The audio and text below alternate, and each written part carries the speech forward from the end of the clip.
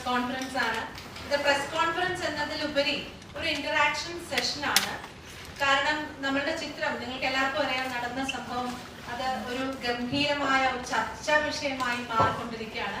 Thank you so much media persons ആണ് ഞങ്ങളെ ഇതിന് സഹായിച്ചത്.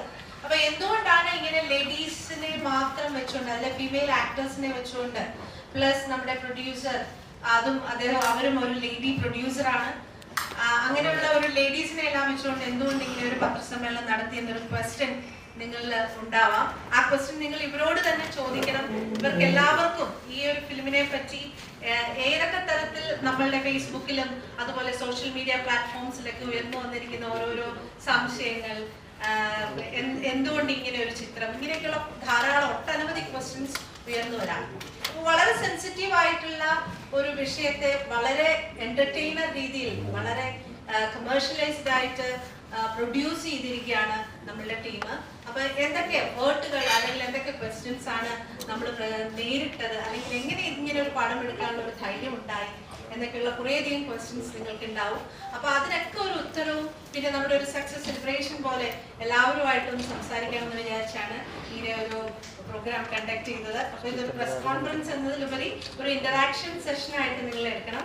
ഇവിടെ വന്ന് ഇത്രയും വളരെ ഷോർട്ട് നോട്ടീസിൽ നിങ്ങൾ എല്ലാവരും ഇവിടെ വന്നതിന് വളരെയധികം നന്ദി കൂടെ ഞാൻ പറയുകയാണ്.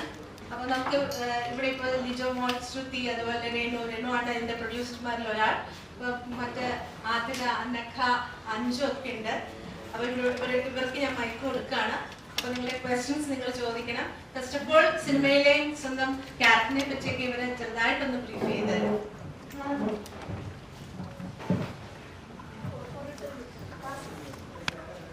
ഫസ്റ്റ് ഓഫ് ഓൾ എല്ലാവർക്കും നമസ്കാരം. Thank you so much Manju പറഞ്ഞ മാതിരി തന്നെ ഇത്രയും ഷോർട്ട് നോട്ടീസിൽ വന്നതിൽ താങ്ക് യു സോ മച്ച്. നമ്മുടെ സിനിമയ്ക്ക് നല്ല റെസ്പോൺസ് കിട്ടുന്നുണ്ട്. അതിൽ നമ്മളെല്ലാവരും വളരെ വളരെ ഹാപ്പിയാണ്. ആൻഡ് മഞ്ജു പറഞ്ഞ മാതിരി തന്നെ കുറച്ച് പെർട്ടിനന്റ് ആയിട്ടുള്ള കുറച്ച് സബ്ജക്ട്സ് സംസാരിക്കുന്ന ഒരു സിനിമയാണ്. അപ്പോൾ ഇത് കുറച്ചുകൂടെ ആൾക്കാരിലേക്ക് എത്തണം എന്നുള്ള ആഗ്രഹം നമുക്കുണ്ട്. സോ ഇനിയും ആൾക്കാർ ഈ നടന്ന സംഭവം എന്ന് പറഞ്ഞ സിനിമ കാണും എന്ന് വിശ്വസിക്കുന്നു. And again thank you so much to the press for coming here. It means a lot. എല്ലാവർക്കും നമസ്കാരം. മഞ്ജു ചേച്ചി ശ്രുതി പറഞ്ഞ പോലെ തന്നെ ഇവിടെ എത്തിയിട്ടുള്ള എല്ലാവർക്കും ഞങ്ങളുടെ നന്ദി. ഈ സിനിമ എല്ലാവരും ഏറ്റെടുത്ത് കഴിഞ്ഞു. എന്നിരുന്നാലും ഇപ്പൊ നമുക്ക് സംസാരിക്കാനുള്ള ഒരു വിഷയം എന്ന് പറയുന്നത് ഇതില് കുറച്ചും കൂടി ഫാമിലി അല്ലെങ്കിൽ സ്ത്രീകൾ കുറച്ചും കൂടി ഈ സിനിമ കുറച്ചധികം കാണണം, അവർക്ക് ഒരുപാട് റിലേറ്റ് ചെയ്യാൻ പറ്റുന്ന ഒരു മൂവിയാണ്. അപ്പോൾ അങ്ങനത്തെ കുറച്ച് കാര്യങ്ങൾ നമ്മളിവിടെ സംസാരിക്കാൻ വേണ്ടിയിട്ടാണ് ഇന്ന് പ്രസ് മീറ്റ് വിളിച്ചിരിക്കുന്നത്. Thank you. നമസ്കാരം, എൻ്റെ പേര് ആതിര എന്നാണ്. അപ്പം നിങ്ങളെല്ലാവരും ഇവിടെ വന്നതിലും ഇങ്ങനൊരു കോൺവെർസേഷന് വേണ്ടിയിട്ട് ഈ ഒരു വേദി ഒരുക്കിയതിന് ഒരുപാട് സന്തോഷമുണ്ട്. അപ്പം ഈ സിനിമയിൽ പ്രിയ എന്ന് പറയുന്ന ക്യാരക്ടറാണ് ചെയ്തിട്ടുള്ളത്.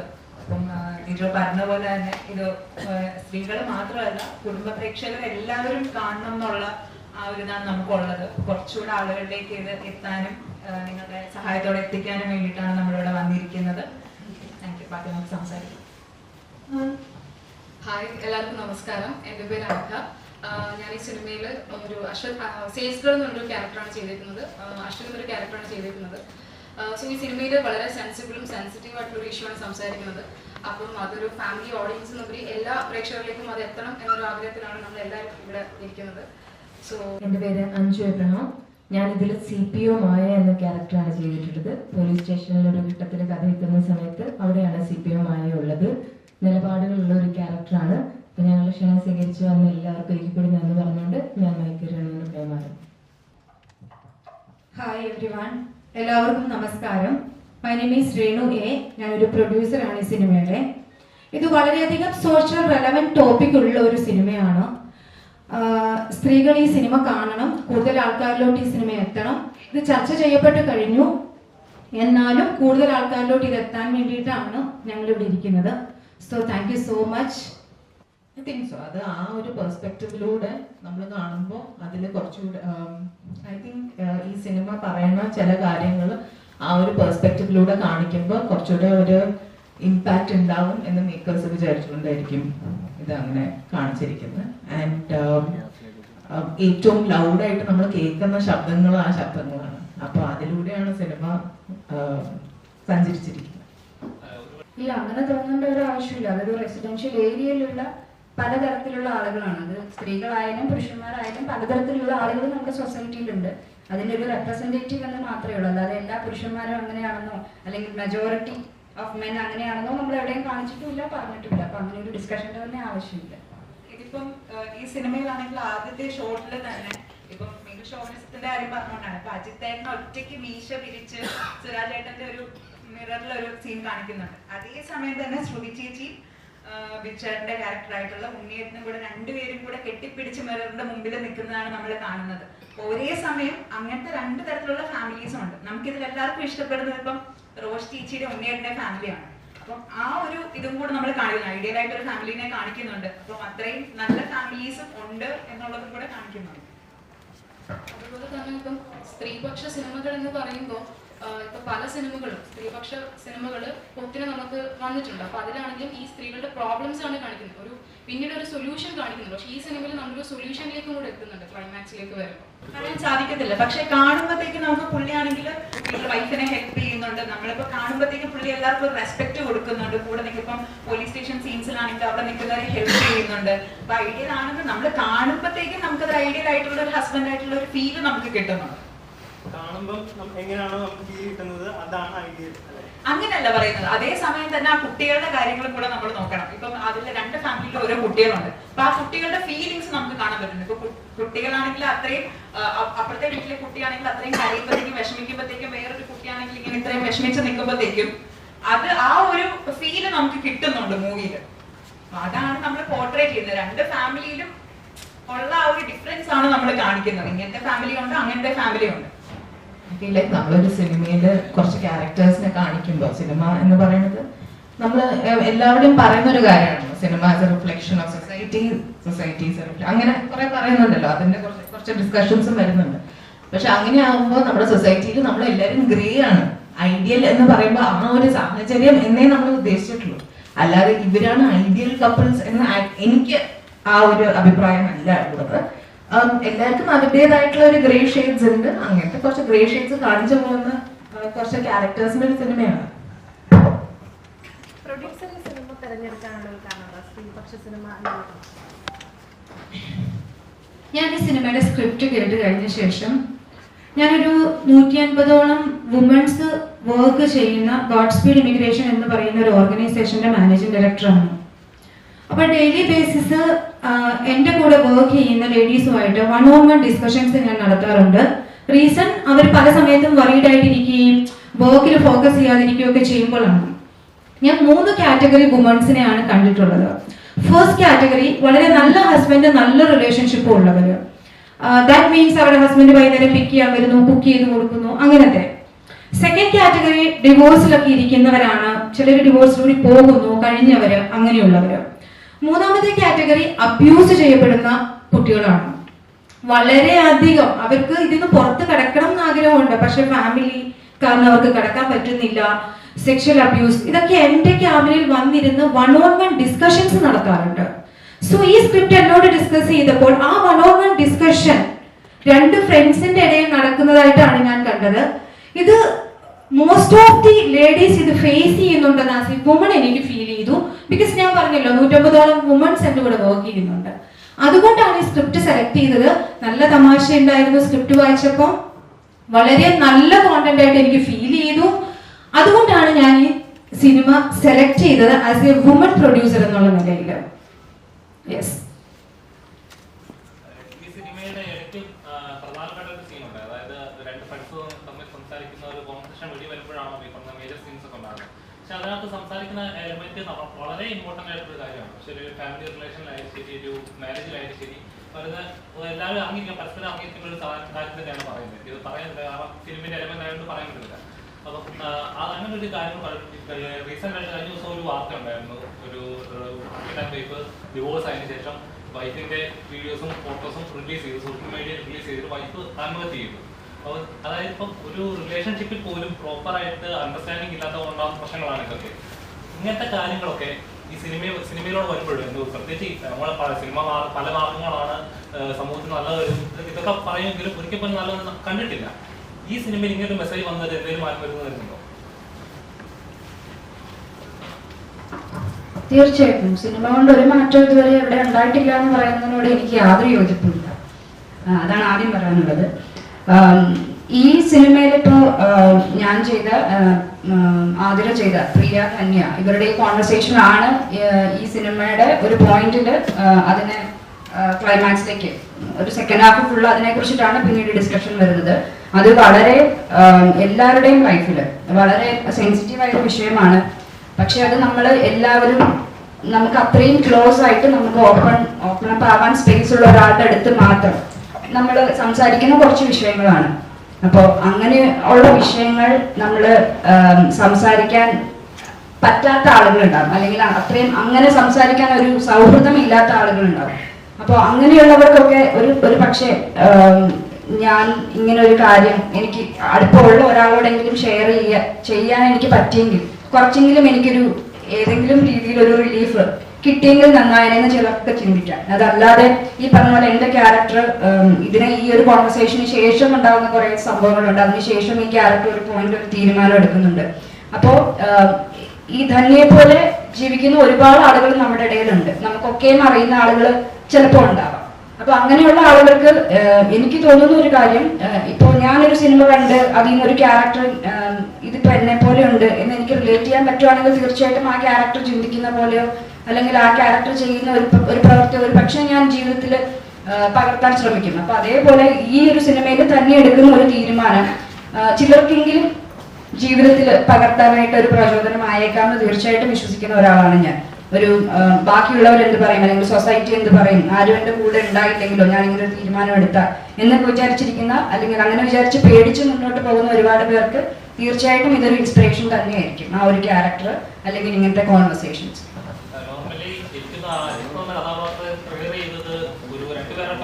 ഒരു ആൺസുഹൃത്തിനോട് സംസാരിച്ചത് കൊണ്ടാണ് അത് ട്രിഗർ ചെയ്യുന്നത് ചെയ്യുക. ശരിക്കും പറഞ്ഞ ഒരു പെൺകുട്ടിക്ക് ഒരു ആൺസുഹൃത്തിനോട് ഇങ്ങനത്തെ ടോക്കുകൾ പാടില്ല, അങ്ങനെ ഉണ്ടോ?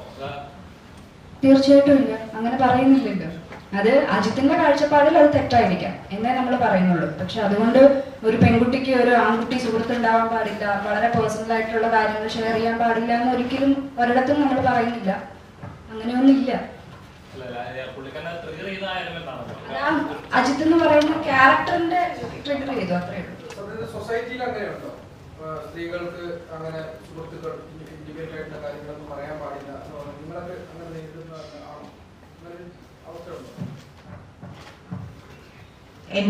ഞാൻ നേരിടുന്നുണ്ടോ എന്ന് ചോദിച്ചാൽ ഇല്ല, ഞാൻ നേരിടുന്നില്ല.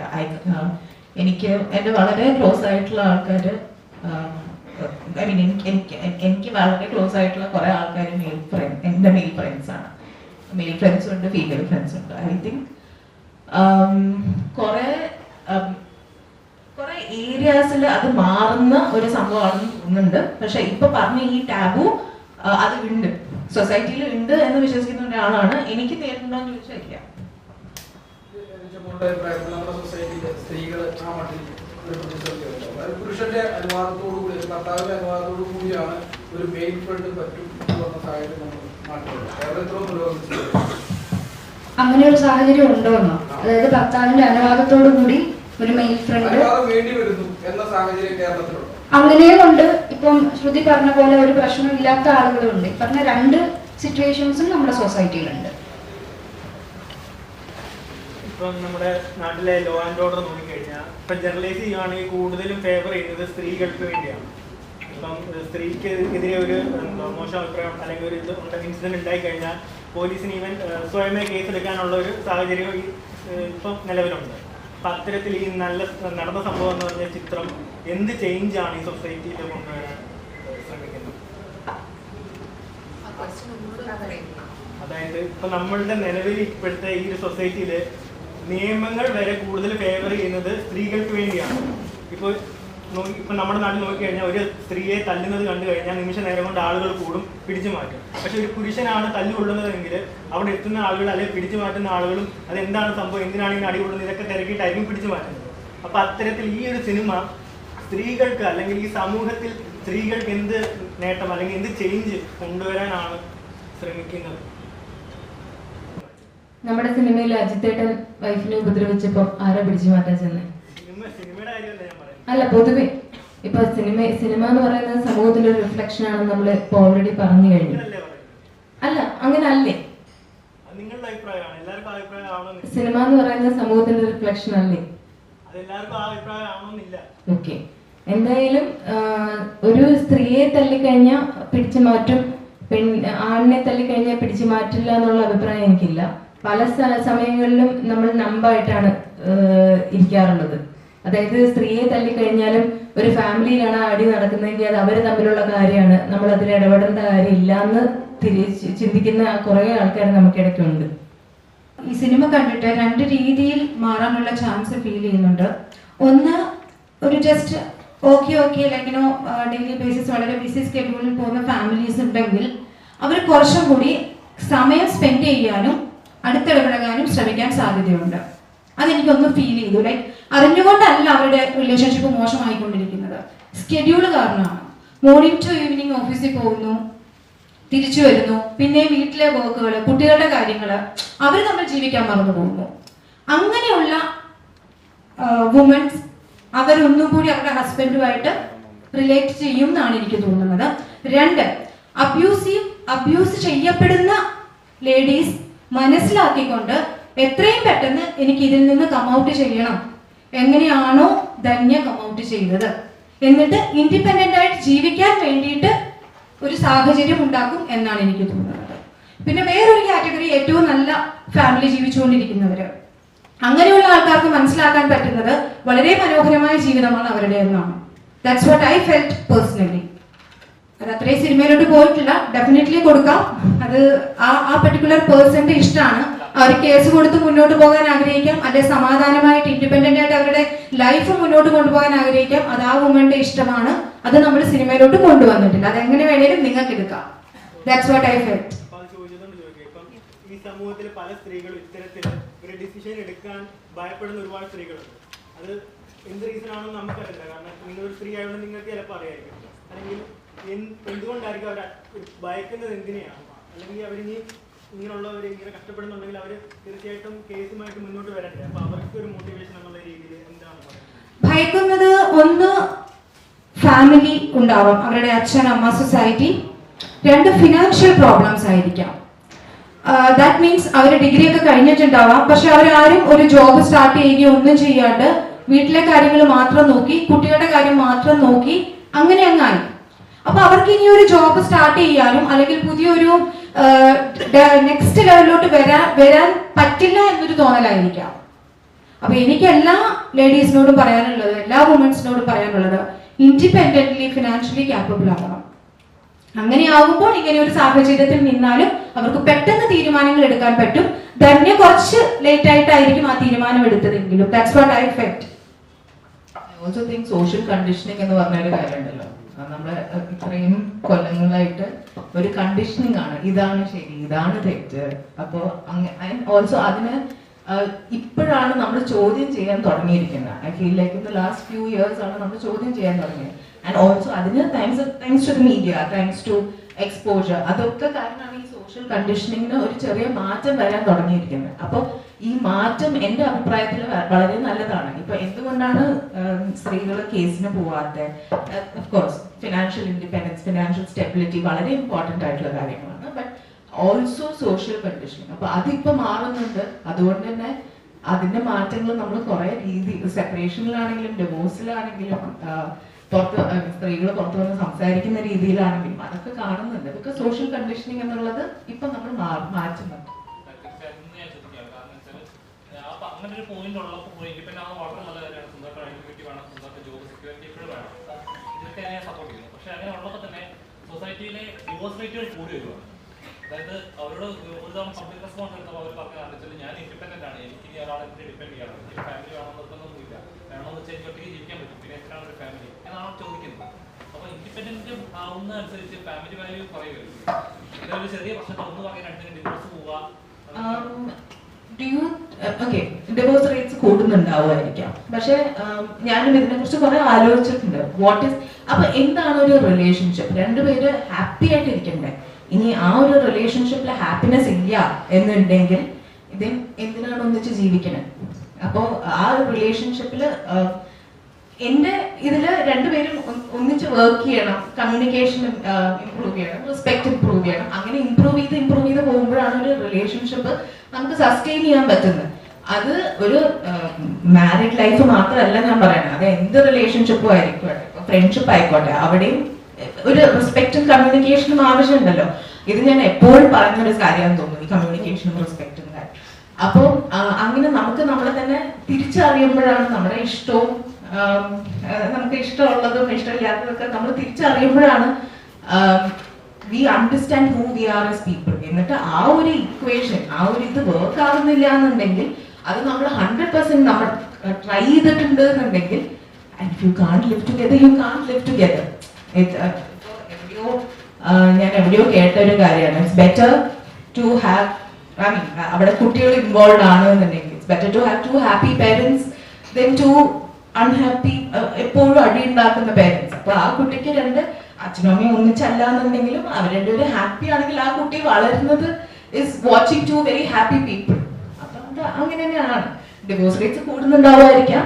അതിന് ഐ ഗെസ് നമ്മൾ ഇനി വലിയ ഗെറ്റ് ഇൻ ടു റിലേഷൻഷിപ്സ് അല്ലെങ്കിൽ അറേഞ്ച് മാരേജ് സെറ്റപ്പ് ആണെങ്കിലും എന്താണെങ്കിലും നമ്മൾ ഇനി ആൾക്കാരെ കാണുമ്പോൾ, അവരെ മീറ്റ് ചെയ്യുമ്പോൾ നമ്മുടെ വോൺസും നീഡ്സും നമുക്ക് അറിയാൻ പറ്റും എന്നാണ് എനിക്ക് തോന്നുന്നത്. ഇന്നത്തെ ഒരു സൊസൈറ്റിയിൽ ഐ തിങ്ക് എല്ലാവർക്കും അവരുടെ വോൺസും നീഡ്സും അറിയാം. അതന്നെ അടിപൊളിയാണെന്ന് എനിക്ക് തോന്നുന്നത്. ഈ സിനിമയിലെ തന്നെ ഉണ്ണിയുടെ കഥാപാത്രം പുള്ളിക്കാൻ പോസിറ്റീവ് ഒരാൾക്ക് എപ്പോഴും പോസിറ്റീവ് നെഗറ്റീവ് ഉണ്ടാവും. പുള്ളിക്കാൻ പോസിറ്റീവ് ഷെയ്ഡുകൾ മാത്രമേ കാണിച്ചുള്ളൂ, നെഗറ്റീവ് ഷെയ്ഡ് അഫക്റ്റ് ആയിട്ട് ഒരു നോർമൽ ഒരു സൊസൈറ്റിയിലെ കാര്യത്തിൽ ഒരു നമ്മുടെ ഒരു റിലേഷനിലുള്ളപ്പോൾ ബെസ്റ്റ് അങ്ങനെ ഒരു കൺസെപ്റ്റ് ഉണ്ടല്ലോ. അപ്പം ഒരു ബോയ് വെട്ടി ചെയ്തൊരു ഗേൾഫ്രണ്ട് ഉണ്ടെങ്കിൽ അയാളുടെ അടുത്ത് മറ്റൊരു സുഹൃത്ത് മിണ്ടുമ്പോൾ ഉണ്ടാകുന്ന ഒരു ഇൻസെക്യൂരിറ്റി, ജലസ്, അതൊക്കെയാണ് മെയിനായിട്ട് ഉണ്ടാകുന്ന പ്രശ്നങ്ങൾക്ക് കാരണം. അപ്പോൾ ഇതേപോലെ ഉണ്ണിയുടെ പോസിറ്റീവ് സൈഡ്സ് മാത്രമേ കാണിക്കുന്നുള്ളൂ. ഇപ്പോൾ താങ്കളുടെ കഥാപാത്രം മുന്നോട്ട് വരുന്നുണ്ട്, എന്നാൽ അവരുമായിട്ട് കമ്പനി ആവാത്ത പ്രശ്നം ഉണ്ടാകാൻ ചാൻസ് ഉണ്ട്, ഇവരുമായിട്ട് മാത്രമാണ് ഉണ്ണി കമ്പനി ആവുന്നത് എന്നൊരു പറയുന്നുണ്ട്. ശരിക്കും പറഞ്ഞാൽ അത് നോർമലി ചിന്തിക്കുമ്പോൾ അജിത്തിന്റെ ഭാഗത്ത് ഒരു ഇതില്ലേ, കാരണം അവരുടെ ഫാമിലിയിലേക്ക് ഉണ്ണി എന്ന് പറഞ്ഞൊരു കഥാപാത്രം പെട്ടെന്ന് വന്ന് പുള്ളിക്കാരനെ ഉണ്ടാകുന്ന ഭാഗത്തേക്കാൾ കൂടുതൽ ഉണ്ണി എതിർക്കുമ്പോൾ ഉണ്ടാകുന്ന പ്രശ്നങ്ങളാണ്. അങ്ങനെ ചിന്തിച്ചോളൂ. അല്ല ഞാൻ കോൺക്രീറ്റ് അല്ല പറയുന്നത്, അത് കറക്റ്റ് ആണ്. അത് അജിത് ലൈക് സുരാജേട്ടൻ പ്രൊമോഷൻസിന് ഇരുന്നപ്പോ സുരാജേട്ടൻ അജിത്തിന്റെ പെർസ്പെക്റ്റീവിലാണ് സുരാജേട്ടൻ കുറെ കാര്യങ്ങൾ പറഞ്ഞിരിക്കുന്നത്. എന്ന് വെച്ചാൽ എന്റെ ഹാപ്പി ഫാമിലി ലൈഫിൽ വേറൊരാള് വന്ന് കയറുമ്പോ അത് അജിത്തിന്റെ വ്യൂ പോയിന്റ് ആണ്. Ajith was in a happy married life, ധന്യക്ക് ഹാപ്പി മാരിഡ് ലൈഫ് ആയിരുന്നില്ല. അപ്പൊ ആ സമയത്ത് അജിത്തിന്റെ വ്യൂ പോയിന്റ് മാത്രമേ നോക്കുന്നുള്ളൂ. അപ്പൊ അങ്ങനത്തെ ഒരു അജിത്തിന്റെ വ്യൂ പോയിന്റില് ഉണ്ണി എന്ന് പറഞ്ഞ ഒരാള് ഫാമിലിയിലേക്ക് കയറി വന്നപ്പോ കൊളാക്കി. പക്ഷെ കൊളായോ ചോദിച്ചാൽ എന്റെ പെർസ്പെക്റ്റീവിൽ കൊളായില്ല എന്നാണ് എനിക്ക് തോന്നുന്നത്. ഈ അജിത്തിന് കുറെ ഫ്രണ്ട്സ് ഉണ്ട്, അദ്ദേഹം എൻജോയ് ചെയ്യുന്നുണ്ട്, വളരെ ഹാപ്പി മാരീഡ് ലൈഫാണ്. What about Dhanya? അപ്പൊ ധന്യയുടെ അടുക്കൽ പെട്ടെന്ന് അപ്രോച്ച് ചെയ്ത ഒരു വ്യക്തിയാണ് ഉണ്ണി. That's it. അങ്ങനെ അതിനെ കൺസിഡർ ചെയ്തൂടെ? അതെ, അപ്പൊ ധന്യ അടിച്ചു പൊളിക്കണ്ടേ?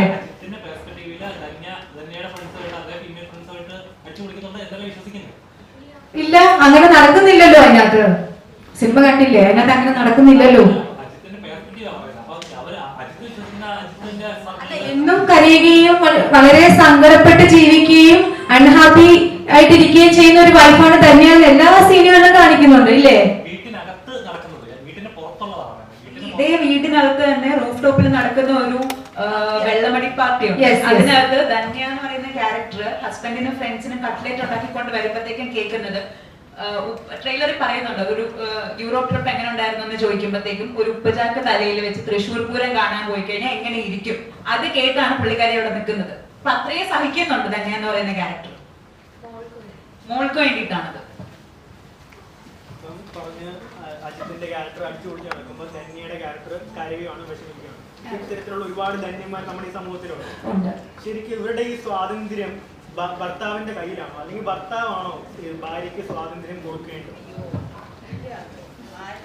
ഭർത്താവിനല്ല, ആരും ഒരാൾക്ക് സ്വാതന്ത്ര്യം കൊടുക്കേണ്ട ആവശ്യമില്ല. അത് കൊടുക്കേണ്ട ആവശ്യമില്ല ആർക്കും, അത് ഓരോരുത്തർക്കും ഉള്ളതാണ്. പിന്നെ എന്തുകൊണ്ടാണ് ഇവരിങ്ങനെ അതാണ് പറയാൻ വരുന്നത്. അതിനാണ് കുറച്ച് മുന്നേ നമ്മൾ ഈ പറഞ്ഞ പോലെ കുറെ കാര്യങ്ങൾ. ഒന്ന് നമ്മുടെ ഫാമിലിയിൽ നിന്ന് ഇറങ്ങി തിരിച്ച് നമ്മുടെ പേരൻസിന്റെ അടുത്തേക്കോ അല്ലെങ്കിൽ നമ്മുടെ അച്ഛന്റെ അമ്മയുടെ അടുത്തേക്കോ ചെല്ലുമ്പോൾ അവിടെ ആക്സെപ്റ്റ് ചെയ്യപ്പെടുമോ, ആക്സെപ്റ്റ് ചെയ്യപ്പെടില്ലെങ്കിൽ പോകാൻ വേറൊരു ഇടമില്ലായ്മ, അങ്ങനത്തെ ഒരുപാട്. പിന്നെ അതുപോലെ എഡ്യൂക്കേഷൻ, ചിലർക്ക് ഒരുപാട് പഠിപ്പുണ്ടാവില്ല. അപ്പൊ അങ്ങനത്തെ ഒരുപാട് ഫാക്ടേഴ്സ് ഉണ്ട്. അതാണ് ഈ പറഞ്ഞ പോലെ പെട്ടെന്ന് ഒരു ഇറങ്ങിപ്പോക്ക് ആർക്കും പറ്റാതെ വരുന്നത്. അതല്ലാണ്ട് ആരും ഭർത്താവ് എനിക്ക് സ്വാതന്ത്ര്യം തരാത്തത് കൊണ്ട് എനിക്ക് ഇറങ്ങിപ്പോരാൻ പറ്റാത്തതൊന്നും എവിടെയും ഇല്ല. വിജോ പറഞ്ഞ പോലെ അതൊരു കാര്യമാണ്. ഈ പറഞ്ഞ റീസൺസ് എല്ലാം റീസൺസ് ആണ്. പക്ഷെ ഇപ്പം പഠിപ്പുണ്ടെങ്കിലും ഫൈനാൻഷ്യലി ഇൻഡിപെൻഡന്റ് ആണെങ്കിലും നമ്മൾ ഡിസിഷൻ എടുക്കാൻ വരുമ്പോഴത്തേക്കും ഇപ്പൊ ഫാമിലി ആണെങ്കിലും ഫ്രണ്ട്സ് ആണെങ്കിലും നമ്മളോട് ആദ്യം പറയാം, സ്ത്രീയോട് ആദ്യം പറയാം സഹിക്കേ, അഡ്ജസ്റ്റ് ചെയ്യും, ഇതൊക്കെ തന്നെയാണ്. അപ്പൊ ഇതും one of the main reasons. അപ്പൊ ഫിനാൻഷ്യൽ ഇൻഡിപെൻഡൻസ് ഉള്ള ആൾക്കാരാണെങ്കിൽ പോലും ഇമോഷണലി അവർക്ക് ആ ഒരു എന്താ പറയാ ഒരു മെച്ചൂരിറ്റി ഉണ്ടാവില്ല ആ ഒരു സ്റ്റെപ്പ് എടുത്ത് വെക്കാൻ. അപ്പൊ ഈ സിനിമയിൽ കാണിക്കുന്ന ടോക്സിക് പാരന്റിങ് അവസാനം കുട്ടീനെ കൂടെ ബാധിക്കുന്നു എന്ന് അറിയുമ്പോഴാണ് തന്നെ നമ്മുടെ ക്യാരക്ടർ ആ സ്റ്റെപ്പ് എടുത്ത് വെക്കുന്നത്. അതായത് നമ്മളിപ്പോ ഇത്ര നേരം സംസാരിച്ചുകൊണ്ടിരിക്കുന്ന ഈ സിനിമയുടെ കഥാപാത്രങ്ങളെ കുറിച്ചാണ്. എനിക്ക് ഈ സിനിമയെ കുറിച്ച് ഒരു സംശയം സിനിമ കണ്ടപ്പോൾ നിങ്ങൾ പറയുന്ന ഈ സിനിമ സ്ത്രീപക്ഷമാണ്, പക്ഷെ ഈ സിനിമ എന്റെ കുട്ടിയുടെ ഒപ്പം ഞാൻ പോയിട്ട് കാണുമ്പോൾ 5-6 വയസ്സുള്ള എന്റെ മകളുടെ ഒപ്പം ഞാൻ അതിനകത്ത് ഡൊമസ്റ്റിക് വയലൻസ് കാണിക്കുക. ഒരു അപ്പർ ക്ലാസ് സൊസൈറ്റിയുടെ ക്രീം ലെയറിൽ എടുക്കുന്നതാണ്. അത് നമ്മൾ ആ സിനിമയിൽ കാണുക. ഇത് അതിൽ നോർമലൈസ് ചെയ്യുക. ഈ കുട്ടി വിചാരിക്കുക, എന്റെ മകൻ വിചാരിക്കുക ഇതെല്ലായിടത്തും നടക്കുന്ന കാര്യമാണെന്ന് വിചാരിക്കുകയും അവൻ അതിന് നോർമലൈസ്ഡായി കാണുകയും ചെയ്യുന്ന ഒരു ആ മട്ടിലൊരു സ്ത്രീയുടെ സിനിമയല്ലേ.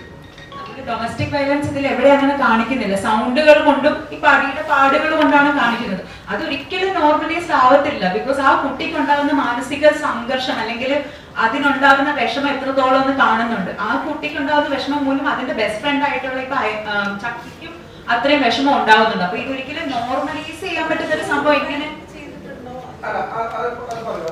അതാണ് ചോദ്യം. ഇതിനെ ഗ്ലോറിഫൈ ചെയ്തെന്ന് ഞാൻ പറയുന്നില്ല. പക്ഷെ ഇത് ഒരു അപ്പർ ക്ലാസ് സൊസൈറ്റിയിലും ഇത് ഉണ്ട് എന്ന് ഒരു സൂചന. കേരളത്തിൽ എല്ലാവരും ജീവിക്കുന്ന ഒരു +5% ആളുകൾ ജീവിക്കുന്ന ഒരു അറ്റ്മോസ്ഫിയർ നമ്മൾ കാണുന്നത് ഒരു ക്രീം ലെയർ സൊസൈറ്റിയാണ്. ആ സൊസൈറ്റിയിൽ ഇത് ഉണ്ടെന്നുള്ളത് ബാക്കിയുള്ള 95% കുടുംബങ്ങളിലേക്ക് കൊടുക്കുന്ന മെസ്സേജ് മോശമാക്കിയിട്ടുണ്ട്. എങ്ങനെ ഈ ഡൊമസ്റ്റിക് വയലൻസ് എന്ന് പറഞ്ഞത് എല്ലാ ഇപ്പം അപ്പർ ക്ലാസ് അല്ലെങ്കിൽ മിഡിൽ ക്ലാസ് ലോവർ ക്ലാസ് എന്നൊന്നും തരംതിരിച്ചിട്ടല്ല, ഏത് ഫാമിലിയിലും നടക്കാവുന്ന കാര്യങ്ങളാണ്. അപ്പോൾ അത് നമ്മൾ കാണിച്ചിട്ടുണ്ട്. അതിനർത്ഥം എല്ലാ ഫാമിലിയും അങ്ങനെയാണെന്നല്ല. അതിന് ബെസ്റ്റ് എക്സാമ്പിൾ ആണ് എന്താ ശ്രുതിയും വിജുചേട്ടനും ചെയ്ത അവരുടെ ഫാമിലി ലൈഫിൽ എവിടെയാണ് ഈ പറഞ്ഞ ഡൊമസ്റ്റിക് വയലൻസ് കാണിച്ചിട്ടുള്ളത്? ഇല്ലല്ലോ. അവരുടെ ഫാമിലി വളരെ ഹാപ്പി ആയിട്ടുള്ള ഒരു ഫാമിലിയാണ്. ധന്യയുടെയും അജിത്തിന്റെയും ഫാമിലി മാത്രമാണ് അങ്ങനെയെന്ന് കാണിക്കുന്നുണ്ട്. അതുകൊണ്ട് കുട്ടികൾ ലോകത്തുള്ള എല്ലാ ഫാമിലീസിലും ഇങ്ങനെയാണ്, അല്ലെങ്കിൽ അപ്പർ മിഡിൽ ക്ലാസ് ഫാമിലിയിൽ അല്ലെങ്കിൽ അപ്പർ ക്ലാസ് ഫാമിലീസിൽ അങ്ങനെയാണ്, എപ്പോഴും മടിയാണോ എന്ന് എങ്ങനെ വിചാരിക്കുന്നത് എനിക്ക് മനസ്സിലായില്ല. ബുദ്ധിമുട്ട് തന്നെയാണ്. ഇപ്പൊ ഒരു സ്കൂളിൽ പഠിക്കുന്ന കുട്ടികളാണെങ്കിൽ അവരെ ഒരുമിച്ച് അച്ഛനും അമ്മയും ഡ്രോപ്പ് ചെയ്യാൻ വരുന്നു, അല്ലെങ്കിൽ ആനുവൽ ഡേ അല്ലെങ്കിൽ പേരന്റ്സ് മീറ്റിംഗിന് അവർ ഒരുമിച്ച് വരുന്നു. അവരുടെ സ്നേഹം കണ്ട് വളരുന്നത് എന്നും കുട്ടികൾക്ക് നല്ലത് തന്നെയാണോ? ആരും ഒരിക്കലും ഇങ്ങനത്തെ ഡൊമസ്റ്റിക് വയലൻസ് കണ്ടിട്ട് ഇതെല്ലായിടത്തും നടക്കുന്നതാണ്, അപ്പൊ എന്റെ വീട്ടിൽ നടക്കുന്നത് പ്രശ്നമില്ല എന്ന് ഒരിക്കലും ഒരു കുട്ടികളും ചിന്തിക്കത്തില്ല.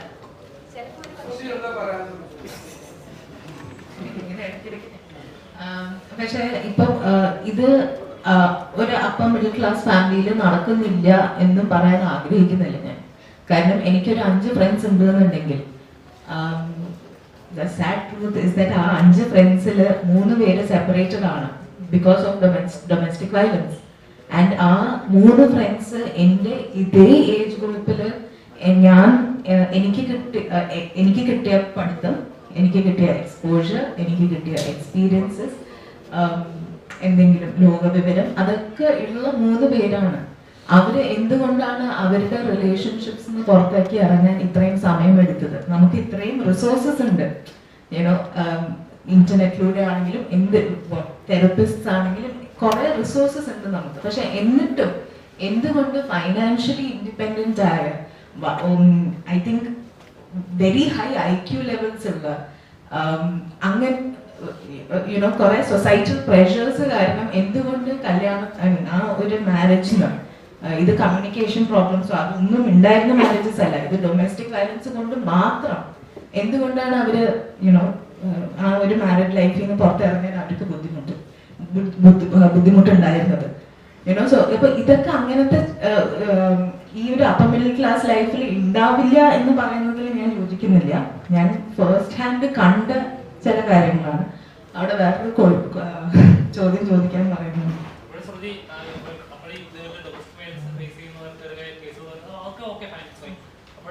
നടക്കുന്ന സൊസൈറ്റിയിൽ വേറൊരു ഭാഗമുണ്ട്. പുരുഷന്മാർ ഇതേപോലെ ഫേസ് ചെയ്യുന്ന ഒരുപാട്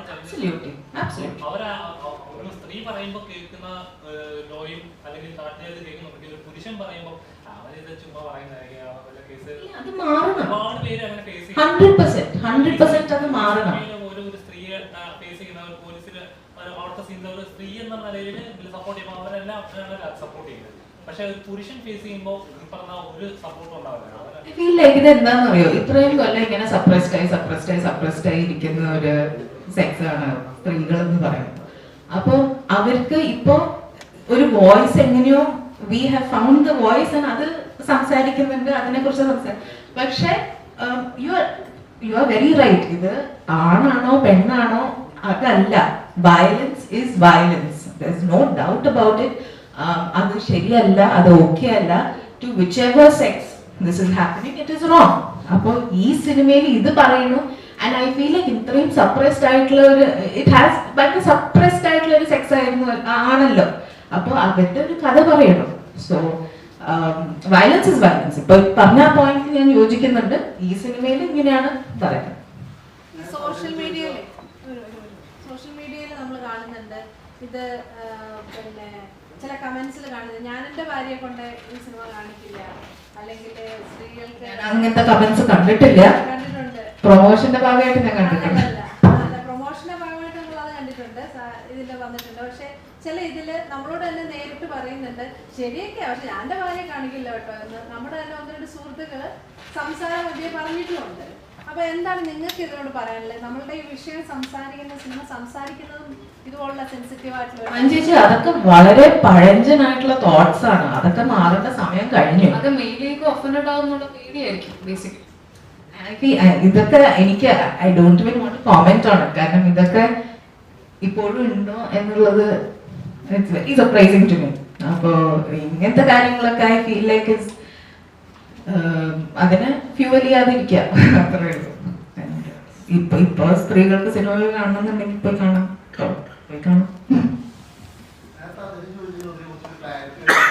ഇന്ത്യയിൽ സ്ത്രീകൾക്ക് നിയമങ്ങളെല്ലാം അനുകൂലമായി നിൽക്കുന്നുണ്ട്. അപ്പോ ആ നിയമങ്ങൾ ചില സ്ത്രീകൾ വലിയ രീതിയിൽ ദുരുപയോഗം ചെയ്യുന്നുണ്ട്. അതിന് ഇല്ലാന്ന് പറയാം, സ്ത്രീകളും പുരുഷന്മാരും. ഇതിൽ പറയാം, ഇപ്പൊ എന്റെ ഒരു അനുഭവത്തില് ഒരാൾക്ക് ഒരു അടിപിടി കേസായിരുന്നു. അപ്പൊ ആ കേസ് കേസ് കൊടുക്കുന്ന സമയത്ത് ഓപ്പോസിറ്റിലുള്ള ഒരു സ്ത്രീയെ കൊണ്ടുവന്നിട്ട് ആ സ്ത്രീയുടെ പേരിൽ സ്ത്രീയെ തൊട്ടു എന്നും ആ സ്ത്രീയെ അസഭ്യം പറഞ്ഞു ഒരു കൗണ്ടർ കേസ് കൊടുക്കും. അപ്പൊ ഈ കേസ് പിൻവലിക്കേണ്ടി വന്നു. അവിടെ ആ ഒരു സ്ത്രീ അവരുടെ നിയമം ദുരുപയോഗം ചെയ്യുകയാണ്, ഇല്ലാത്ത കാര്യം പറഞ്ഞു പോകും. അപ്പൊ നേരത്തെ അദ്ദേഹം ചോദിച്ചത് ഇങ്ങനെയുള്ള കാര്യങ്ങൾ ഇന്ന് സിനിമയിലൂടെ എന്താ പറയാ നമ്മുടെ സമൂഹത്തിൽ നിന്ന് ഉത്ബോധിപ്പിക്കാൻ പറ്റുമെന്നാണ്. ചോദ്യം മനസ്സിലായി. അപ്പൊ ഇത് ഒരു 100 കേസസിൽ ഒരു കേസ് ആവില്ലേ? അപ്പൊ നമ്മൾ ബാക്കിയുള്ള 99 കേസസിനെ കുറിച്ചല്ലേ നമ്മൾ സംസാരിക്കുന്നത്. അപ്പോ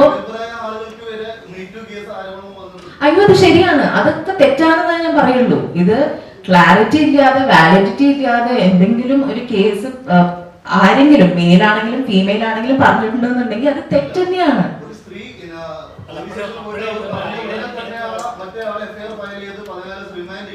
കാരണം അത് കഴിഞ്ഞാണ് കോടതിയിൽ എത്തുന്നത്. പക്ഷെ ഈ 14 ദിവസം ഇദ്ദേഹം നിരപരാധിയായ ഇദ്ദേഹം 14 ദിവസം കിടക്കേണ്ടി വരും, ജയിലിൽ കിടക്കേണ്ടി വരും, സമൂഹത്തിന് മുമ്പിൽ മോശക്കാരനാവുകയും ചെയ്യും. മുമ്പൊരു പട്ടാളക്കാരന്റെ മാധ്യമങ്ങളെല്ലാം വലിയ രീതിയിൽ ട്രെയിനിൽ വെച്ച് സ്ത്രീയെ പീഡിപ്പിക്കുന്ന രീതിയിൽ വാർത്ത കണ്ടു കാണും, വലിയ രീതിയിലായിരുന്നു. പക്ഷെ അദ്ദേഹം നിരപരാധിയെന്ന് പറഞ്ഞപ്പോ വലിയ രീതിയിലൊന്നും വാർത്ത വന്നിട്ടുമില്ല.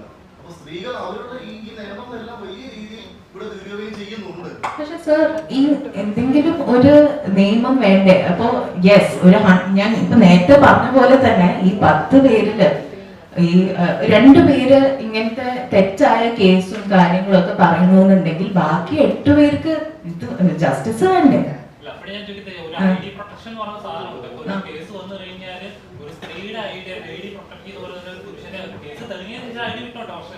ഒരു കേസ് തെളിയിക്കുന്നതിന് മുമ്പ് എന്നെ അറസ്റ്റിലാകുന്നു, അല്ലെങ്കിൽ ഇന്നപോലെ പ്രതി ഇന്ന വീട്ടിലെ ഇന്ന ആളുടെ മകൻ ഇന്ന അഡ്രസ് ഉൾപ്പെടെ ഒരു ഐഡി കൊടുത്തിട്ട് പിന്നീട് എപ്പോഴോ ഈ കേസ് നിരപരാധി എന്നറിയുമ്പോഴേക്കും അപ്പോഴും ആ പെൺകുട്ടി അവിടെ സുരക്ഷിതമാണ്. ഇവന്റെ ഈ വ്യക്തിയുടെ ഐഡി, അവന്റെ വീട്ടുകാരുടെ ഐഡി എല്ലാം വെളി വന്നു കഴിയുമ്പോഴേക്കും അയാൾക്ക് വെളിയിൽ ഇറങ്ങണ്ട, ജോലിക്ക് പോകാൻ പറ്റില്ല, പുറത്തിറങ്ങി നടക്കാൻ പറ്റില്ല. അപ്പോഴും ആ സമൂഹത്തിൽ ആ വ്യക്തി അവിടെ ചൂഷണം ചെയ്യപ്പെടുകയാണ് ചെയ്യുന്നത്. ഒരു സ്ത്രീക്ക് എത്രത്തോളം ഐഡി ആ വ്യക്തിയെ ഐഡി പ്രൊട്ടക്ട് ചെയ്യപ്പെടുന്നോ അതേ പ്രൊട്ടക്ഷൻ ഒരു പുരുഷന് കൊടുക്കാനുള്ള നിയമവ്യവസ്ഥ ഇന്ത്യയിൽ വേണ്ടേ? ഒരു കേസ് തെളിഞ്ഞതിന് ശേഷം ഒരു ഇന്ററാക്ഷനിലെ സത്യത്തിൽ എന്തെങ്കിലും ഇത്രയോ സ്ട്രോങ് ആയിട്ടുള്ള നിയമം ഉണ്ടായിട്ടും ഇവിടെ സ്ത്രീകളല്ലേ കൂടുതൽ പീഡിപ്പിക്കപ്പെടുന്നത്, കൂടുതൽ സ്ത്രീകളല്ലേ ഉപദ്രവിക്കപ്പെടുന്നത്. എന്നിട്ട് ഈ പുരുഷന്മാർ പേടിക്കുന്നൊന്നുമില്ല.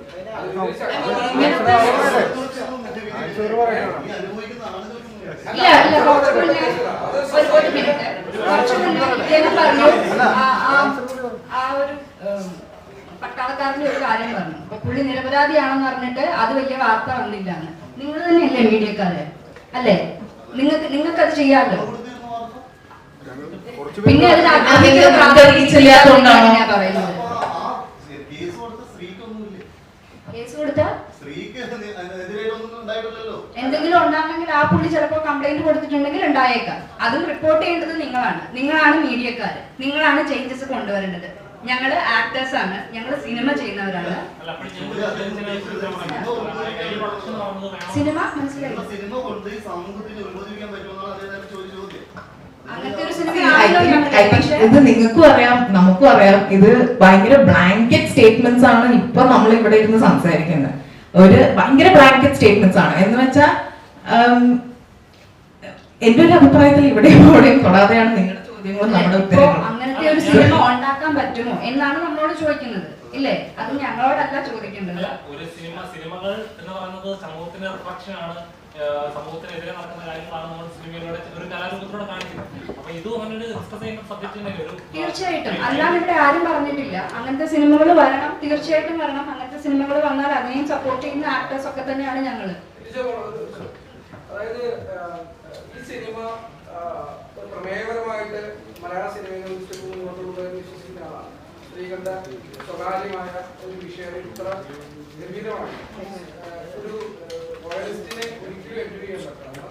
എന്നാൽ ഈ സൊസൈറ്റി അറിയേണ്ട നല്ല ഹ്യൂമറസ് ആയിട്ട് എന്റർടൈൻമെന്റ് പ്ലേസ് ചെയ്യപ്പെട്ടുള്ള സിനിമ ഇത് ഈ സമൂഹത്തിൽ എല്ലാവരും കാണാം, പുരുഷന്മാരും സ്ത്രീകളും കാണാം എന്ന് വിശ്വസിക്കുന്ന ആളാണ്. ഞാൻ അത് വെച്ചുകൊണ്ട് ചോദിക്കാം, ആക്ച്വലി നിങ്ങളുടെ സിനിമ എന്താണെന്ന് 4-5 സെക്കൻഡ്സിൽ പറയുന്നത്. ഇത് സ്ത്രീകളുടെ സ്വകാര്യതയെ കുറിച്ചുള്ള സിനിമയാണ് അല്ലെങ്കിൽ ഇതൊരു എന്റർടൈൻമെന്റ് ആണ്, എന്താണ് ആക്ച്വലി? ഇത് വളരെ സെൻസിറ്റീവ് ആയിട്ടുള്ള ഒരു സബ്ജക്ട് സംസാരിക്കുന്ന സിനിമയാണ്. പക്ഷെ അതിപ്പോ അതാണ് ഞാൻ കുറച്ച് മുന്നേ പറഞ്ഞത്. ഞാൻ എൻ്റെ വളരെ അടുത്ത ഒരു സുഹൃത്തിനോട് എനിക്ക് ഓപ്പൺ ആയി പറയാൻ പറ്റുന്ന കുറച്ച് കാര്യങ്ങൾ ഡിസ്കസ് ചെയ്യുന്ന ഒരു സിനിമയാണ്. പക്ഷെ അത് ഫാമിലി ആയിട്ട് പോയി നമുക്ക് കാണാൻ പറ്റുന്ന രീതിയിൽ അത്രയും നന്നായിട്ടാണ് ഇത് ചിത്രീകരിച്ചിരിക്കുന്നത്, അത്രയും നന്നായി എഴുതിയിട്ടുണ്ട് രാജേഷ് ഏട്ടൻ. അപ്പോൾ അത്ര അതുകൊണ്ടാണ് ഇത് ഫാമിലി ആയി പോയി കാണണം എന്ന് നമ്മൾ പറയുന്നത്. എല്ലാവർക്കും മനസ്സിലാക്കണം, അതായത് ഒരു ഭാര്യയ്ക്കായാലും ഭർത്താവിനായാലും അല്ലെ ഫാമിലി ആയാലും നമ്മൾ എങ്ങനെയാണ്, അല്ലെങ്കിൽ നമ്മളിനി എങ്ങനെ ആവാം, നമുക്ക് എങ്ങനെ ആവാം എന്നുള്ള തീരുമാനങ്ങളും തിരിച്ചറിവുകളും ഒക്കെ കൊണ്ടുവരാൻ പറ്റുന്ന ഒരു സിനിമയാണിത്. ഈ സിനിമ അക്സെപ്റ്റ് ചെയ്യാൻ മാത്രം മെച്ചൂർ ആണോ കേരളത്തിലെ സൊസൈറ്റി? അങ്ങനെ വിശ്വസിക്കുന്നു? തീർച്ചയായും. ഫാമിലി ഓഡിയൻസ് നമുക്കുള്ള സപ്പോർട്ടും ഇപ്പം ഈ മൂവി ഇറങ്ങി കഴിഞ്ഞിട്ട് ഞങ്ങളാണെങ്കിൽ തിയേറ്റർ വിസിറ്റിനാണെങ്കിൽ സർപ്രൈസ് ആയിട്ട് കുറച്ച് തിയേറ്ററിൽ പോയിരുന്നു. അപ്പൊ ആ പോയ സമയത്തൊക്കെ കുറെ ചേച്ചിമാരാണെങ്കിലും ചേട്ടന്മാരാണെങ്കിലും ആൾക്കാരെല്ലാവരും പറഞ്ഞു ഒത്തിരി റിലേറ്റ് ചെയ്യാൻ പറ്റിയെന്നാണ് അവർ പറയുന്നത്. അവർ കണ്ടിട്ടുള്ളതോ അല്ലെങ്കിൽ അവർ അനുഭവിച്ചിട്ടുള്ളതോ ആയിട്ടുള്ള സാഹചര്യങ്ങൾ തന്നെയാണ് സിനിമയെ കാണിച്ചിട്ടുള്ളത്. അതുകൊണ്ട് തന്നെയാണ് ഇപ്പം ആൾക്കാർക്ക് അതിനുള്ള മെച്യൂരിറ്റി ആയിട്ടുണ്ട്, ആൾക്കാർക്ക് അത് മനസ്സിലാവുന്നുണ്ട്, അത്രയും നമ്മൾ മുന്നോട്ടേക്ക് എത്തിയിട്ടുണ്ട്.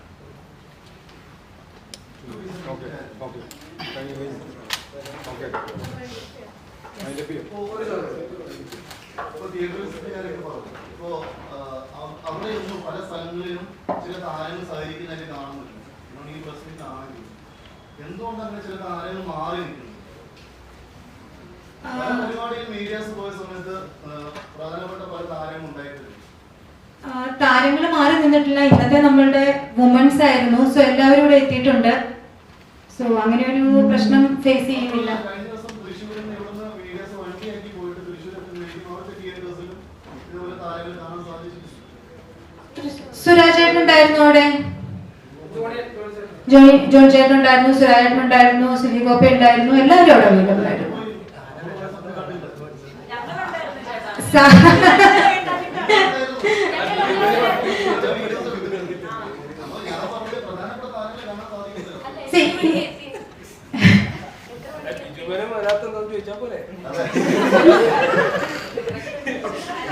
പ്രധാന ക്യാരക്ടർ ഞങ്ങൾ എല്ലാവരും ഇതിനകത്ത് പ്രധാന ക്യാരക്ടേഴ്സ് ആണ്. എല്ലാവർക്കും അച്ഛനായ പല പല തിരക്കുകൾ ഉണ്ടാവാം ഇല്ലേ? പക്ഷേ